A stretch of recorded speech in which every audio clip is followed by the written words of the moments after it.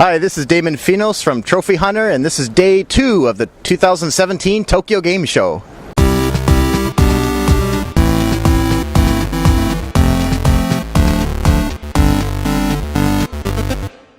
It's day 2 at the 2017 Tokyo Game Show, and we're spending it at a separated exhibit hall where they got some cool new indie games, lots of VR stuff, and shops. Lots and lots of shops. Going on little sleep, we first stopped at the Monster booth for a free energy drink. Kanpai! This was pretty nifty. JPP VR is a Japanese company that makes several 4D VR games for arcades and amusement parks. Here we got a motorcycle that looks like something from Tron. And if you like that, check this out. This is Gyro VR by Korean company Sanwa. Hop inside, strap on the VR glasses, and whisked around in 360 degrees as you experience robot battles or extreme sports. This was hands down the coolest thing at the Tokyo Game Show. Just wondering how I could fit this in my living room. With that monster drink starting to kick in, I decided to get some exercise. Here we got Boku Kara, which roughly translates as punching karaoke. It literally combines VR boxing with karaoke, as you have to sing your selected song into the mic in order to boost your power. It's pretty fun, as long as you're bold enough to sing in front of an audience.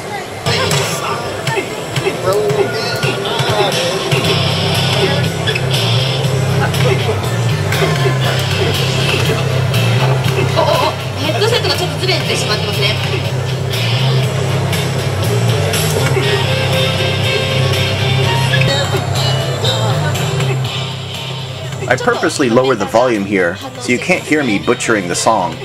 Don't want to get sued by Bon Jovi.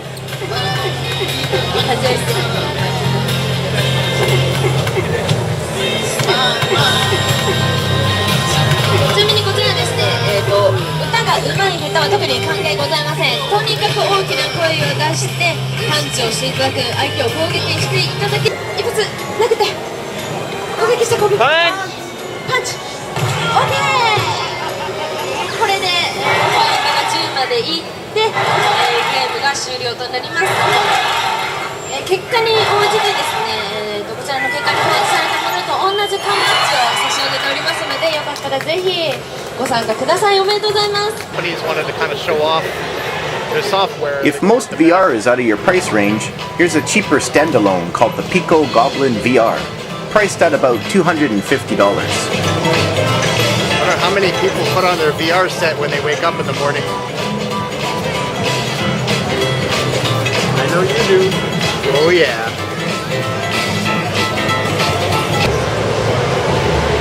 This was cool, called the First VR.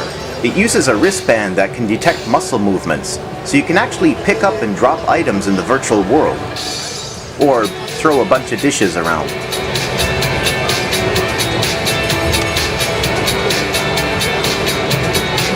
That's pretty cool.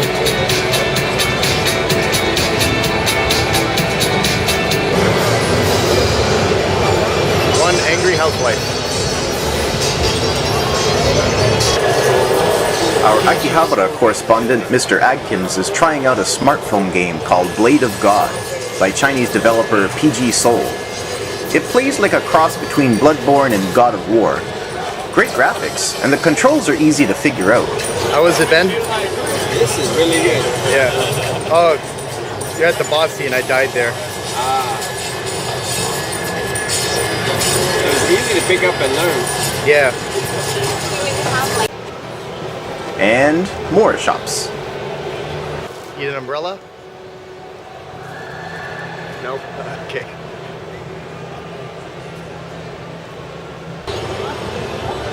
Fallout 4 on the VR. Definitely getting this one.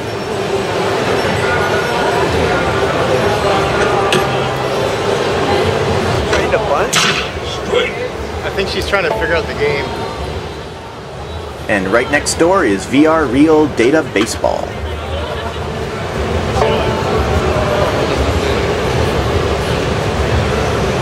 Come on.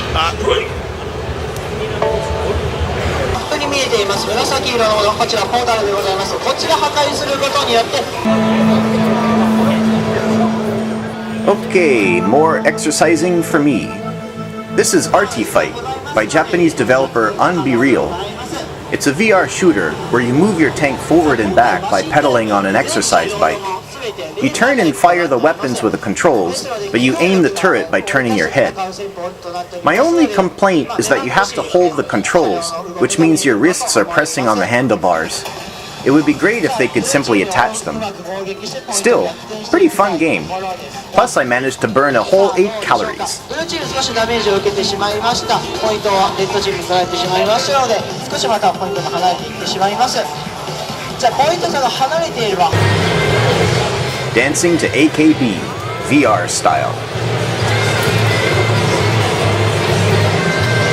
使いはするんですけど、実はその国ごとに、全部にあることかわかんないけど、その2章だと This is a psychological horror game called Silver Chains by a new developer called Crackheads Games from Yakutia. I'm wandering through a creepy mansion looking for lanterns and keys to progress further. And yes, I jumped once or twice. Silver Chains is still in development, though I hope to see it soon on the PlayStation 4. What you looking at? And more shops. Yeah. How much is it? 12,000 yen. Wow. Here we got Anatsu Kyoshitsu VR, or Assassination Classroom VR, based on the popular manga and anime series. It's basically a shooter where you're working with the other students to fire lasers at the alien teacher. Cool how they made the stage resemble a classroom as well.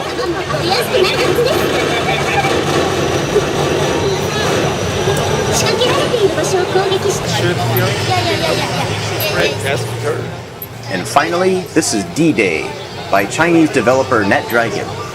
It's an on-rail shooter where players are operating a Gatling gun on top of a heavy tank, firing at angry aliens. The VR presentation is really cool, and the fact that the seat and gun is moving only adds to the excitement and immersion into the virtual world. It's pretty addicting, and I could have played this sucker for hours, but alas, there was a line forming behind me.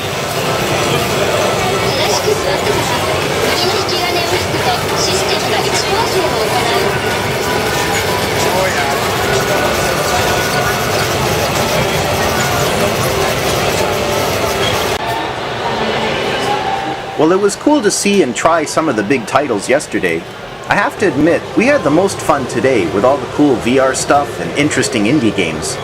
Can't wait to see this stuff hit the market. This has been a Trophy Hunter presentation of the 2017 Tokyo Game Show. Thanks for watching. Arigatou gozaimashita.